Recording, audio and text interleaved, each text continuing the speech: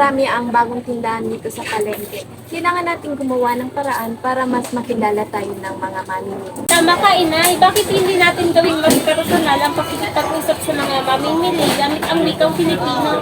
Tiyak na mas makaka-relate sila sa atin. Sige anak, subukan natin. Gawin natin mas makulay at mas masaya ang ating tindahan gamit ang Pilipino. Gumawa tayo ng mga karatula at batiin natin ang mga mamimili sa kanilang wika.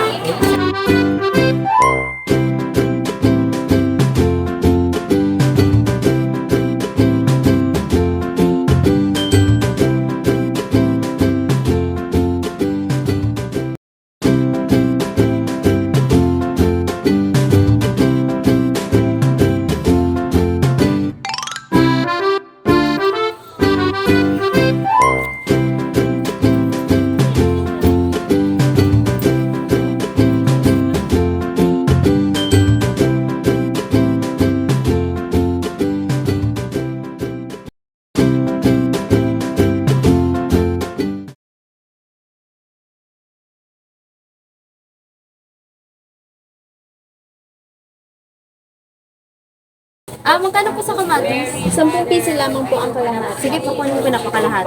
Ate, sa repolyo, magkano ba? 50 piso po ang 1 kilo.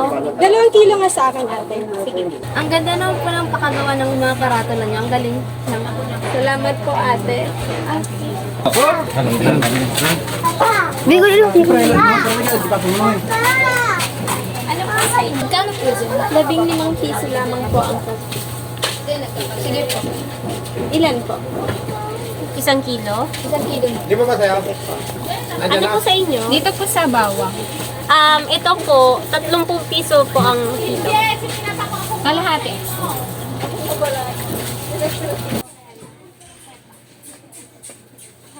Nay, tingnan mo na yun. Maraming bumibili kay Aling Rosa. Maraming salamat sa pagbili. Ingat po kayo.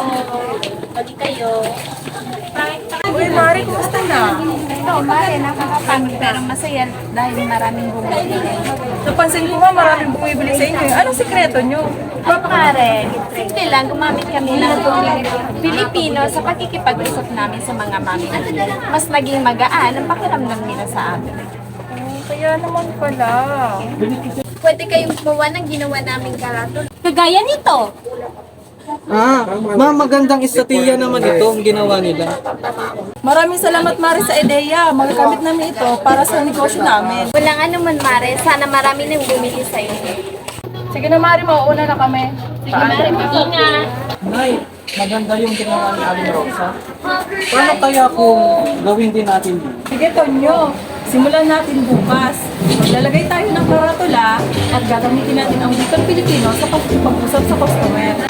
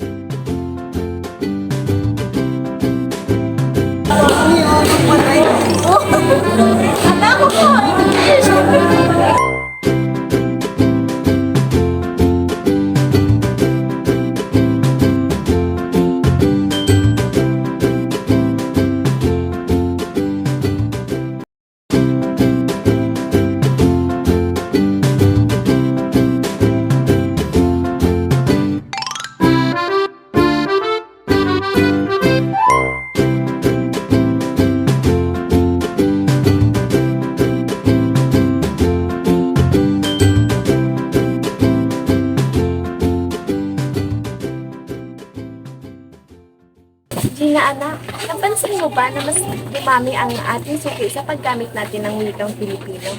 Tiyak na mas tatangkilikin tayo ng mga tao. Opo, Inay, malaki po talaga ang epekto ng paggamit ng wikang Pilipino sa ating negosyo. Pagpatuloy po natin ito. Sige, anak.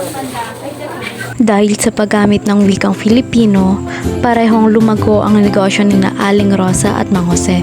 Ang paggamit ng kanilang sariling wika ay nagbigay ng mas personal na koneksyon sa mga mamimili na nagresulta sa mas mataas na benta at mas maraming suki. Ang kanilang karanasan ay nagpakita kung paano ang wika ay maaaring maging tulay sa mas matagumpay na pagnenegosyo sa palengke.